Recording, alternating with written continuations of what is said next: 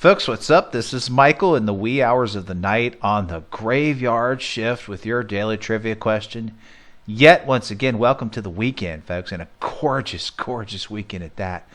Oh my goodness, I'm going to make sure I do something, even if it's a whole lot of nothing, if you know what I'm talking about. But keeping an eye on the tropical storms, too, moving upwards. But I don't think they're going to affect us. We're just going to have a really nice weekend, and I'm going to enjoy it. I'm going to make the most of it. So the answer to the previous trivia question was a tavern, a bar, the Union Tavern, more specifically, in Georgetown. So this goes back to the beginnings of Washington, D.C. Work began on Washington, D.C. in 1791, and the following year, work began on the White House building. So in the meantime, our nation's president, remember, we're moving from Philadelphia to Washington, D.C.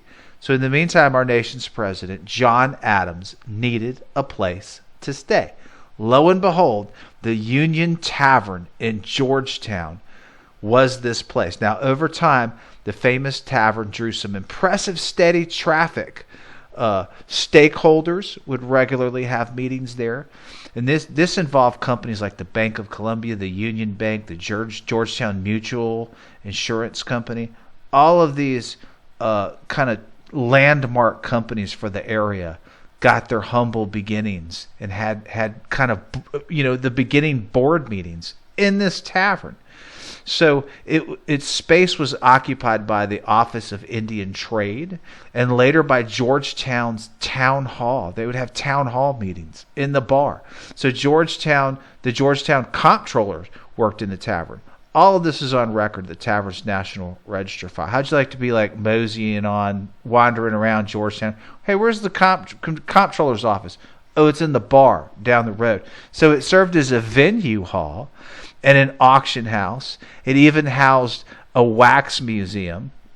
And I found at least one source that said it briefly served as a hospital during the Civil War. So this place had many, many uses and many functions. In June of 1800, the tavern hosted a banquet for President John Adams during his first inspection of the new capital city. He went out and checked everything out, saw how the Capitol building was coming along, the White House was coming along.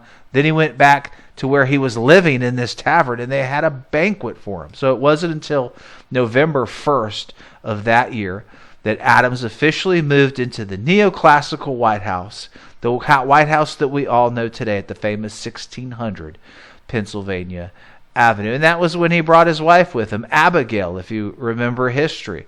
Can you imagine him writing? He wrote these famous letters to Abigail, and I can just see him now. They're like, "Oh, Abigail, life is so hard here.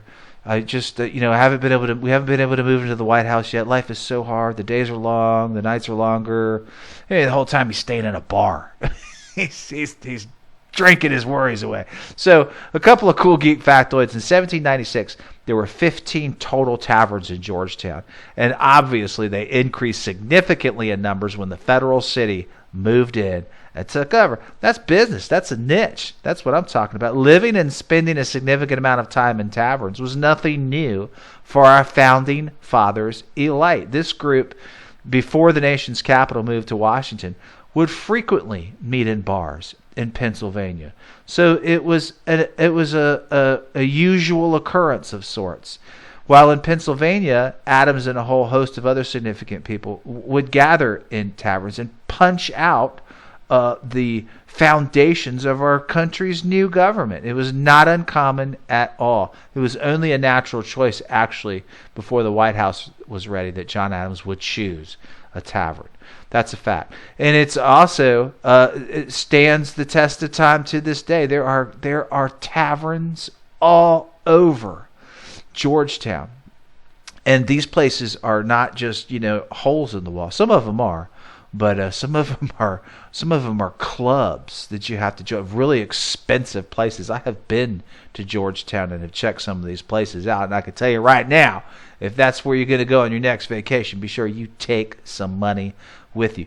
The original Union Tavern does not exist today. I think there's actually like a parking garage. You can imagine where it used to be. However, it bumped around and changed places a bunch of times. But don't let that stop you from visiting the Georgetown nightlife, like I was saying. It is a great, Very historical place to go and check out. All right, folks, let's get this weekend started. This beautiful, gorgeous weekend started with a brand new trivia question for June 4th. Well, this is kind of a creepy trivia question. Going to a dark area. But anyways, on this day in 1990, let's see if you remember who this was. This pathologist and euthanasia proponent participates in his first public-assisted suicide, beginning a national debate over the right to die, and what would be the first in over 130 more patients before he would eventually be sent to prison. Good luck, folks. Have a good weekend. Be safe. Thanks for all you do. Guys, look out for each other.